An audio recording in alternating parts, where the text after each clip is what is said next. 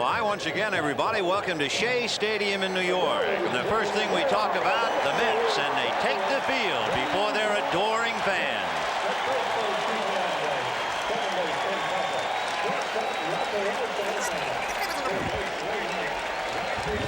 He's got to bounce at the center. Good luck to you. Captain Gary Carter, and on the mound, Ron Darling. We look at him on defense, the Mets, and in the outfield, we see Wilson, Dykstra, and Strawberry. The best arm out there belongs to Strawberry, but the Red Sox scouts say strong but a bit erratic. Knight, Santana, Tuffle will be at second base, Hernandez at first base, and he is the defensive general. He keeps control. He'll set the bear down intensity for that infield. And behind the plate, Gary Carter, and there's Ron Darling. Talking about coming a long way, Ron Darling, born in Honolulu and was raised in Millbury, Massachusetts. That's near Worcester. In fact, it's pretty close to Holy Cross. And in 1975, in the storied World Series between the Red Sox and the Reds, why, Ron Darling was in Fenway bleachers in Game 6 when Carlton Fisk hit the memorable home run. And Darling has come from there to the mound at Shea. He is a 15-game winner this year. He was the king of the no decision. He was in 13 no decisions, but it's interesting that the Mets won 11 of those 13. He's got a fastball, a curve. He throws a split finger fastball, but he really doesn't throw it that hard. He uses it as an off-speed pitch. When you talk to Davey about Ron Darling, he wants him to get ahead, stay ahead, but he is known as a nibbler. He'll go inside and outside, and that sinker ball, he'll get some ground balls if he's got his good stuff. He used the telephone to talk to Mike Torres about the older Boston hitters. And then he talked to his teammate, Bobby Ojeda, about the young hitters. He has put all that knowledge together, listened to the scouts, and we'll see how he makes out. There are a couple things, I think, even before the game starts, that you can see the players were worried about. And this field looks great, and it's a real tribute to the grounds crew for what they had to do. Something like 22 yards of topsoil, 5,000 square feet of sod. They had to grade it, and they really did a great job. But it really looks better than it is. There are some bad hops in there, and outfielders will not be charging that recklessly, and base runners will be taking that extra base when that ball gets to the outfield if they see the slightest chance. We might as well tell you the temperature is 50 degrees, the wind out of the northeast at 9, and they're expecting the temperature late in the game to dip to 41 degrees as Wade Boggs begins. A strike. There is certainly no surprise in Wade Boggs taking the first pitch. I think they figured out he swings at the first pitch only 5% of the time anyway. 0-1. Little chopper to third, short hop by Ray Knight to get him.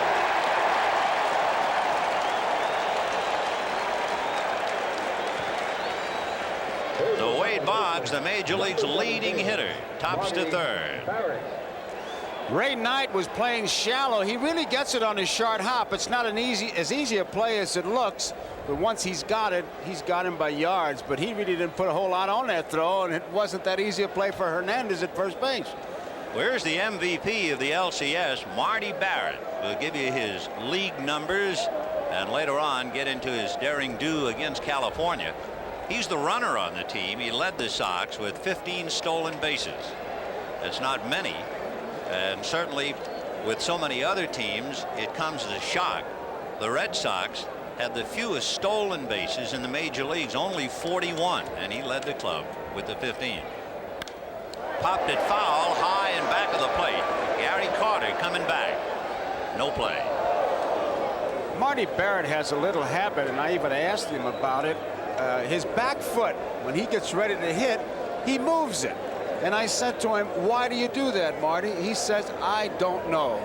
Now, Jack Clark of the Cardinals does the same thing, but watch when he gets set, right before he's ready to swing, he'll make that move.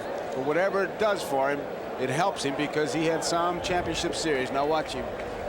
The American leaguers feel he's a high fastball hitter, and he likes the ball away.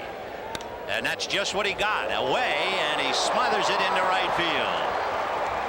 So they pitched him away, and he went with it and singled to right. And Marty Barrett comes up with the first base hit of the 1986 World Series. Boy, what a story he is. He really is, and you'll see him. He just really throws that bat at the ball, and what he tries to do is hit that ball to right field because he says, I'd rather be jammed inside than to strike out on an outside pitch. So he's always going towards right field, and with a man on base, he is doubly tough. Well, have you ever wondered what happened to Johnny Unitas's old shoes? It looks like Bill Buckner is wearing them, but actually they're brand new. A strike. Buckner with bad ankles, torn up legs and knees, and he has those high tops on, and he said, I will never play another game without them. He has changed his hitting style, and considering the fact he was so effective throughout almost 15 years. But a year and a half ago, he became a Walt Riniak student, and now he's taking a chapter right out of Charlie Lau. You'll watch him with all of his weight on his back leg. One thing Walt Riniak teaches, and he is the first base coach, is when Buckner or any of his pupils get through the strike zone, once they have made contact, as the bat just about finishes the plate, the top hand will come off the bat. In the dirt. Good save by Carter. That was an exceptionally good save because it was a breaking ball, and the breaking ball will always break, not continue to go way it's going. It'll break back towards Gary Carter's left shoulder. Watch when it hits the dirt. If that's a fastball, it keeps going straight, but you see it take that right turn almost, and Gary got in front of it nicely. And I tell you, it saves the man from going to second base, scoring position. Yet you'll not see that in the box score. Darling is the kind of man who has a very slow move to first to lull you, and then he has a pretty good one. Now that's strictly a commercial move. That wouldn't sell you any land in Florida. But later on, when he's really serious, he can have a pretty good move.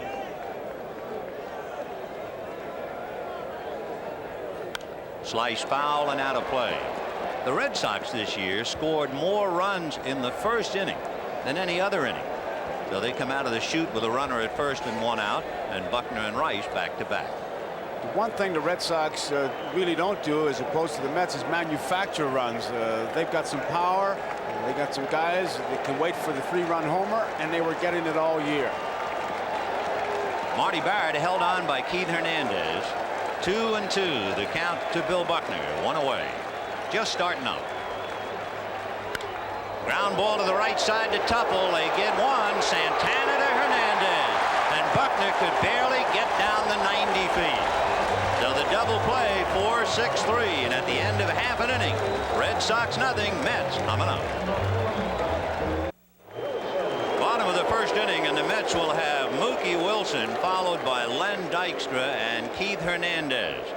Mookie in the leadoff role this year hit 3 leadoff home runs, and he has 6 in his career. Strike.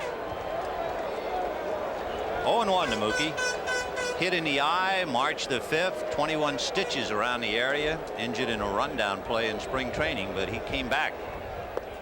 That's a strike. 1-1.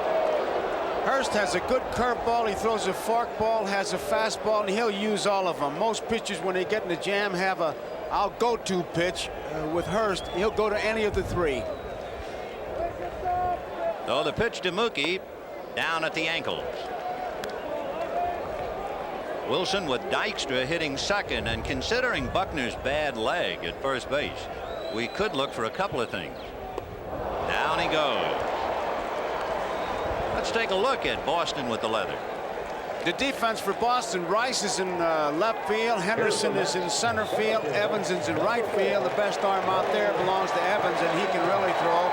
Boggs, Owen, Barrett, Buckner in the infield, Gedman behind the plate. And Vin, I think right here we're going to see that chance for Buckner, because Dykstra wants to get something started, because I think that Davey Johnson would like to send a message over to McNamara that we're going to run and try to manufacture some runs. And Hurst, you could see, pointed to Buckner, be alive. And he's going to run up and take a look at it. We'll keep an eye on Buckner as well. You might have wondered, if Buckner has a bad leg, why didn't they play hit and run in the first inning to try and avoid the double play? Evidently McNamara wanted to keep Hernandez on the bag, and he wanted to give Buckner the hole on the right side of the infield. Dykstra moving up in the box on that pitch. Ball 2, 2-0. Well, he's very effective when he does that. He pulls that infield in. As you can see, Boggs is in close to third base, and all he has to do is what Casey Stengel used to call that butcher boy swing, hit down on the ball and get the bouncing ball, and he's on. The fellow who's in motion is Marty Barrett, the second baseman. He really has to cover on a bunt, and he knows he's got to cover a lot of ground with an ailing Buckner. 2-1 to count to Dykstra, the kid who is called Nails.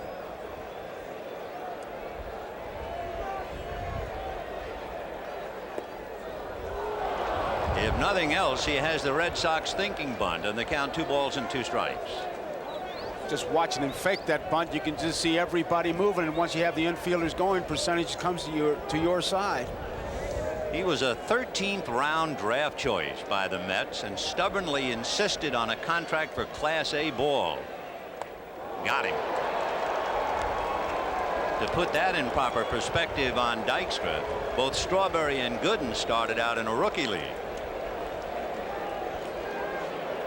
Dykstra guards that plate well, but from Hurst you can see a breaking ball, and I mean he starts it from about first base and he gets him fairly easily. That's 2 strikeouts for Bruce Hurst. His high this year, he had 14. And here is Keith Hernandez.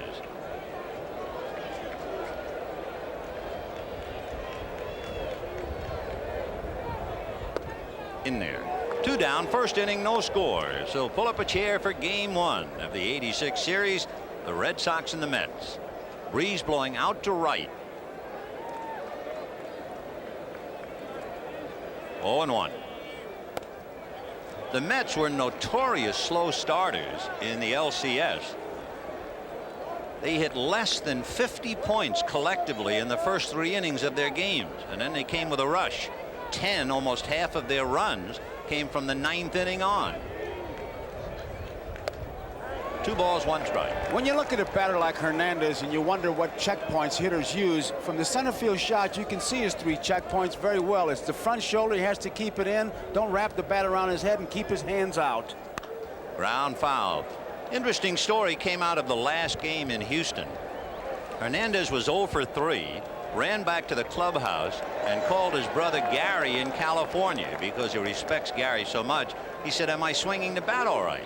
Gary said, "You're swinging the bat well, but you're too tentative. Go up there and attack."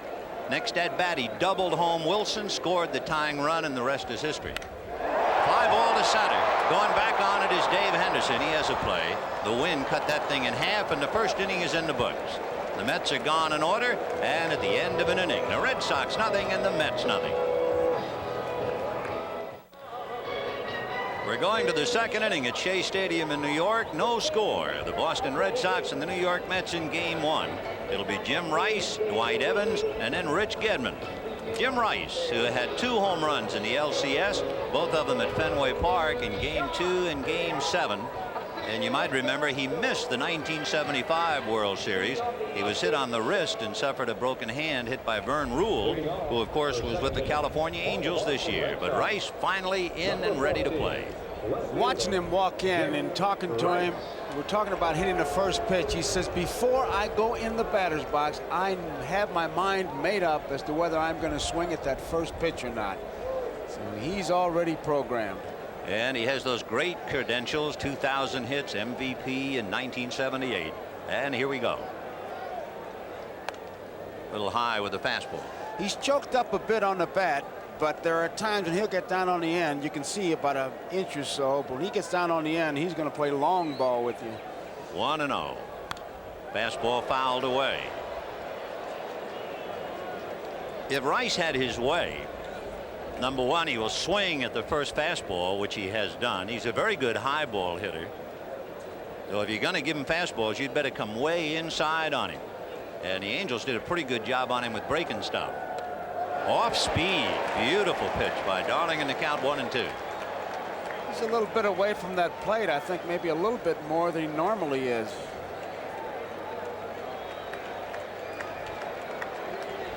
There was that split finger. You could see it as he released it. And back with a fastball and missed. Ball 2. 2-2. Here's where the good pitcher puts something extra on because he still has some percentage. He wants it to happen on 2-2. 3-2, he loses a little bit of that. And even though it's not a base on balls, he hurts himself. High again, ball 3. The Red Sox had a base hit by Marty Barrett in the first inning, and the Mets went out in order. You know, in 9 of the last 14 years, the losing team in game 1 has scored 2 runs or less. Big chopper to third. Ray Knight is there, 1 away. So you get an indication that in the first game of the World Series, the pitchers are pretty much in control. And then if you go back into the record books, 3 of the 5 top strikeout games in World Series history have been in game 1. When Gibson struck out 17 against Detroit, that was game 1. When Koufax struck out 15 against the Yankees in '63, that was game 1. To go way back, when Howard Emke struck out 13 Cubs, that was game 1. Here's Dwight Evans. And he promptly unloads into deep left center. That slanting wind is going to cut it down, and Dykstra has it. And I think that's out of here, except for that slanting wind blowing from left to right. He's not going to hit the ball any better than he just hit that one. Hit it to the deep part of the park, and the wind got it. You can see the reaction. Now he's way back on that back foot, and he really gets into it. And it just dies. Dykstra finds the fence. Warning track tells him he's a little bit closer, and he just waits for it. Here's an interesting matchup now with Rich Gedman at the plate. We were talking before about Darling coming a long way. Darling went to St. John's High School. Gedman went to St. Peter's Marion in Worcester, and they faced each other in high school. At the time, Darling was a sophomore. Gedman was a senior. Gedman came up to hit with runners at second and third, and Darling walked him intentionally. But the interesting note, in that game, Gedman was the pitcher. 2-1. What are the odds playing against each other in Worcester in high school, and here you are head-to-head in New York in the World Series? At a different position. A very unusual left-hand hitter. He likes the ball up, and he's jammed and pops it up on the left side. It's Santana. So the Sox are done thanks to the wind, and that 1 run very much gone with the wind, and at the end of an inning and a half, no score. The one that goes over the plate for a strike. I want fork ball and my breaking ball. I think I can get by with a mediocre fastball. Well, we'll see about Bruce Hurst getting by with a mediocre fastball, because Gary Carter, who is a high ball hitter, will start it off. Then Darryl Strawberry and Ray Knight. One of Carter's problems, the experts tell me, during the LCS was that he was trying to pull everything, and when he would take his stride, he would land on his heel, and he was a dead meat up there. Well, they were throwing breaking balls the outside part of the plate, and what they did, they forced him to widen his zone, and it's tough to hit the bad ball. Strike. 0-1 to count. Davey Johnson, who has been in 4 World Series as a player, now piloting the New York Mets. Hit off the end of the stick, roll to the right side, bad hop, and Barrett stayed with it. Good play by Marty. That thing almost kangarooed and got him. The grass is extra fast. They mowed it yesterday, but again, remember what we talked about earlier, that ball just takes a bad hop. But there you see Marty staying right with it. It's been said many times, and it took a league championship series to really point it out, but one of the most underrated players in all of baseball was young Marty Barrett. Interesting now, the confrontation with Darryl Strawberry. Feast or famine for him. He is a better low ball hitter, and he certainly likes the ball out over the plate so he can get full extension of his arm. So left-handers like to curve him a lot. Foul back. 1-1. Gedman behind the plate. He'll move late so that he protect himself against the batters who peak, but that glove is his target. He's made himself into a fine catcher. 1 ball, 1 strike. On the inside corner. Interesting contrast where you were seeing people like Boggs and Buckner, the Charlie Lau school, with weight on the back leg. Bill Robinson, who is Strawberry's hitting instructor, wants him more erect at the plate. He doesn't want his weight all the way back. And he is caught looking, and down he goes. 3 strikeouts for Bruce Hurst. There was a case of using the slow curveball, throwing the forkball, and then that fastball that he says I can get by with a mediocre fastball. You can if the other 2 pitches will set it up for you, and that's exactly what he did there. Talking about Bill Robinson, that's a unique way he teaches hitting. He says hitting is rhythm. He says I really don't teach hitting, I teach batting. So he plays a radio down there, and if you like country western, he puts that on, soul, rock, whatever. Hit according to the rhythm. Here's Ray Knight. Knight's a high ball hitter, so we'll see if they stay down on him. No, they come up high. Ball 1. Mistake. He had the Mets' highest batting average against left-handers during the year. He had 376 against left-handers. Now he works in low. John McNamara, who has piloted 5 teams. The record is 6, held by Dick Williams and the late Jimmy Dykes. 2-0. And he's staying up and away, and he's behind 3-0. Those were 2 mistakes, Vin. You can tell with Gedman when he gives his sign, watch his right hand whenever we have that shot up there, because we can't keep it up there all night. But he'll give you a location. He wanted it down. 3-0. And he is high again. So to a high ball hitter, apparently he was trying to come inside high, and he couldn't do it. So he walks him on 4, and the batter now is Tim Tuffle. And of course Tuffle has had experience in the American League, so Hurst is no stranger to it. Tim goes against left-handers, Wally Backman against right-handers. Hurst has a good move, not that much of a base runner, but if you remember in our opening, Davey Johnson talking about Clemens and Hurst having balk moves. He'll hang you with that front leg, Hurst will, and he can really hold you on. And he's got him if he hadn't gotten over there in a hurry. He had him leaning the wrong way. Well, they're calling balk already, because I'll tell you, he's got a good move. Watch how he'll almost look to the plate, now he'll go to first. I tell you, he had him leaning. He popped his shoestrings. He has an American League umpire at first, Jim Evans, who is accustomed to seeing that move. That might be a good point for Bruce to capitalize on.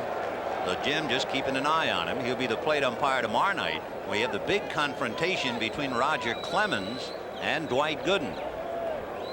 Knight with 2 down at first, held on by Buckner.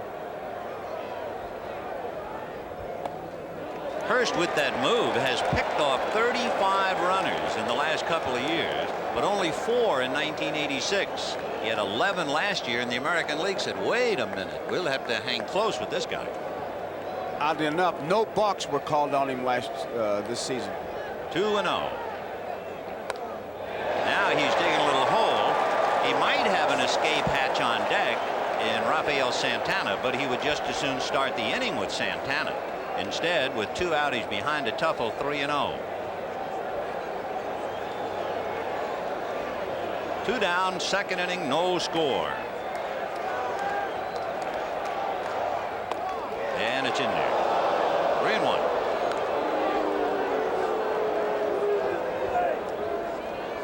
Tuffle has pretty good running speed, and Hurst trying to tie up the runner at first. If the count were different, he would certainly play run and hit. With the count 3-1. Let's see. Not against Hurst's move. Gedman looking over at the bench a couple times, and you can bet that what McNamara is telling him is to just get the ball over the plate. Knight is not a base threat. He has not stolen a base this year. Line drive, base hit in left field. Knight to second and holding, and Jim Rice will get it back in. So with 2 out, a walk and a single to left. Remember, the count was 3-1. He had to come in with that ordinary fastball. When the pitcher has to go deep with 3 balls, 1 strike, 3 balls, 2 strikes, he's in a little bit of trouble. Now Gedman asking to bear down, and I'll tell you, Santana is one of the players that they talked about because of the scouts, Sam Mealy and let's see, Wayne Britton was another one of the scouts. Santana has been hot, and they were talking about him coming down the end of the season. Santana's been a hot hitter up there, hacking, as they say. Tell you how he hacked in the last month of the season. Santana hit 280. All right, Marty Barrett has had a few words with Hurst. You have runners at first and second. No speed at second base, certainly, in Ray Knight. And Tuffle at first. 2 down, no score, second inning. And here's Santana. Dwight Evans in right field taking charge of moving Henderson, who's a little bit over in right center field. In there, 0-1. So after pitching behind, walking Knight, and then 3-1 to Knight, he starts Santana with a strike. 0-1. The pitcher, Ron Darling, following Santana. A comebacker. Hurst has it, has to take a little time, goes to Buckner, and that's it. No runs, 1 hit, and 2 left at the end of 2, no score. And we'll be right back after these messages from your local station.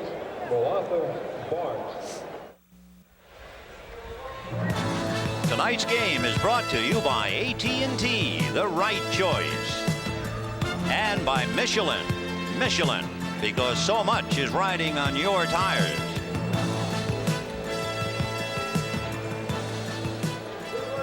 The third inning of our first game with Dave Henderson, followed by Spike Owen, and then Bruce Hurst.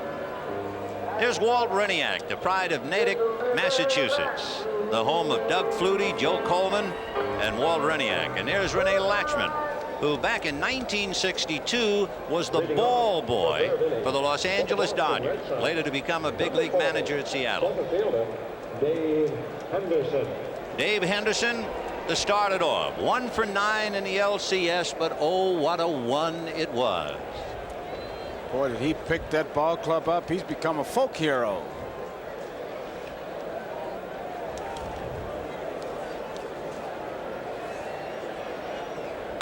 Popped in the air off to the right.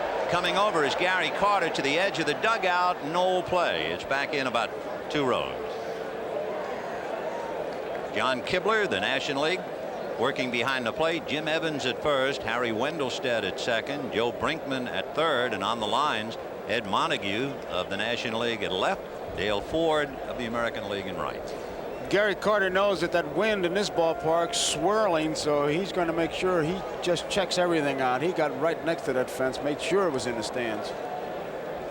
The American League pitchers like to keep the ball very much in on Henderson. And Darling works away. How much credence did you put on scouting reports when you played in the series? If I wasn't sure, I believed them all. But if I had better ideas, I went with what I thought. 0-2. Fastball hit to straightaway center. Back goes Dykstra, and he has room. So far, the only difference in the game, the ball hit by Dewey Evans that might have gone out in the daytime for sure, and without the wind at night. Vintage is an interesting thing as you watch the set and we watch our monitors. When Carter gives his sign, you can see his fingers below his body, and many times that can be picked up by other ball clubs. That's one way you steal signs. I saw that in the championship series. I asked him about it. It's to help his infielders. Now, he doesn't do it on every pitch. We'll take a look at it as Owen fouls it back. On his center field shot, on certain pitches, he'll drop, and you can see the fingers. Usually you got him right up against your leg, so nobody can see him except your pitcher. Well, how did he get into that habit of doing it? It's not a habit. It's on purpose. Now, he hit that one well. That's a strike. It began with Wally Backman, who couldn't see certain pitches, and he wanted to know about it. And so they said, well, I'll help you on those pitches. What he wants to do, Backman, is to know the pitch so he can relay it to Hernandez and doesn't want pitchers changing up on their own. The Mets have just brought Darryl Strawberry in about 3 steps and over to his right. Fouled away down the left field line, out of play. You know, everybody talks about Spike and his 5 errors in the LCS. But remember, in Game 6, he went 4 for 4. And in Game 7, he went 2 for 4. He made some valuable contributions. But forget the 5 errors. They're here.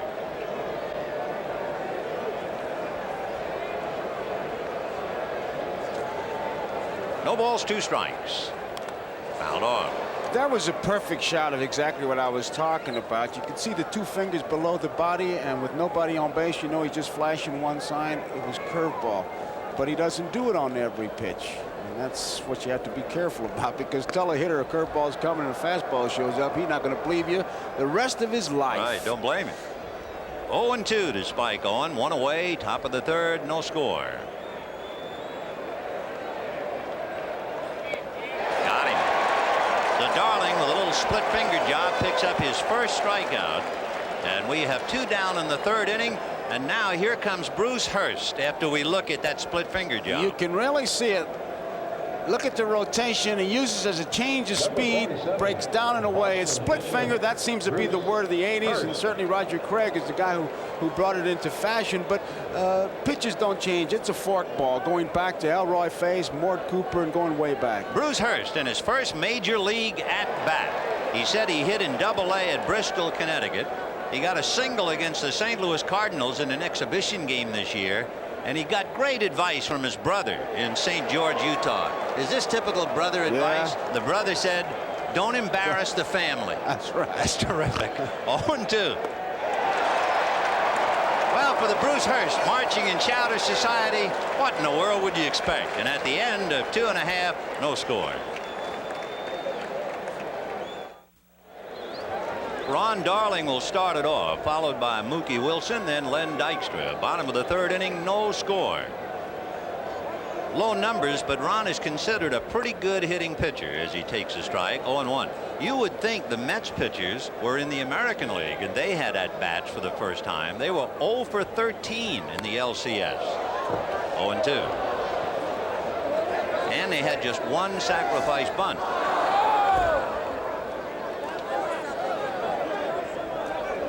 I don't know if it's because they're not very good or the Houston pitching is as great as it was in the series, the LCS, and of course all season. I'd give the nod to the Houston pitchers. I would too. Buddy Harrelson, the 3rd base coach, coming over to pick that up. Buddy played every inning of every game in the 1969 World Series and the 1973 World Series. 0-2 to Ron Darling. Over at first base is Bill Robinson. And Bill played in the 1979 World Series. He played for Pittsburgh against Baltimore. And of course on the Baltimore team, his current manager, Davey Johnson. Got him. So for Hurst, 4 strikeouts. Remember, he had 14 in a game against Texas, so he can do it.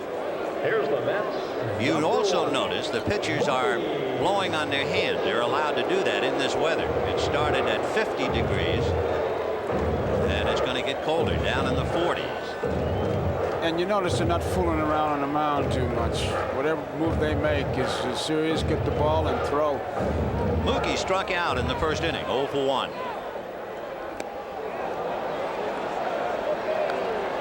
You hear the expression framing the pitch. You'll get a pretty good idea today as we look at Oil Can Boyd just sitting on the bench trying to stay warm.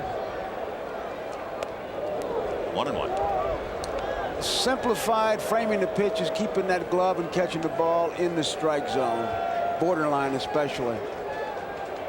Fouled away, 1-2. I was wondering whether Mookie was going to try and bunt.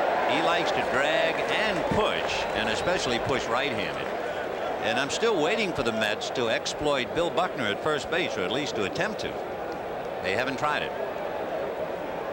1-2 to Mookie Wilson. Ground ball slowly and foul outside of 3rd. Though Mookie will come back and try it again. Little history here as we look at Shea Stadium. It opened up the 17th of April 1964. Across the street was the World's Fair, and they certainly broke it in right. They had a 23-inning game where they lost to the Giants. Jim Bunning pitched a perfect game here the first year. The All-Star game was played here in '64, and Ron Hunt was the first Met to play in it. The Mets had a big role in that '64 pennant race, won eventually by the Cardinals. Ground ball up the middle, base hit for Mookie Wilson. Well, you can bet we'll see some action. He set the first move. But Mookie Wilson is a very impatient runner, and if Hurst can hold that ball, he may catch him breaking, but we're going to have some action. I can almost guarantee it. That's what it looked like to Hurst coming back. He'd fallen towards third base. That ball, easy base hit. Now we have all kinds of possibilities. You have a straight steal from Mookie. You have a possible bunt by Dykstra. You could have a bunt and run. You could have a hit and run. And the Mets now trying to wake up early, a thing they couldn't do in the LCS. Davey Johnson even had his scouts time from the time the pitcher lifts his foot and goes to first base, because they think they can beat the throw from the first baseman. That's pretty fine when you start measuring the time the pitcher takes from the mound to first base.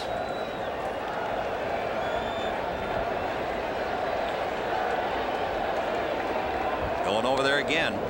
Mookie's got some ideas, Vin. Oh, yes. Reason Dykstra is starting tonight and hitting in the #2 slot is for just this kind of a moment, to hit behind Wilson at first base. The right side of the infield is open with Buckner on the bag, and of course Dykstra loves to bunt. Mookie holding. 4-1. You won't see Gedman pitch out too much because he had an outstanding year, and in the LCS 4 out of 5 he nailed, so he can do it back there. He's checking his bench to see if he's going to, if McNamara wants to put a play on. Wilson stole 25 bases.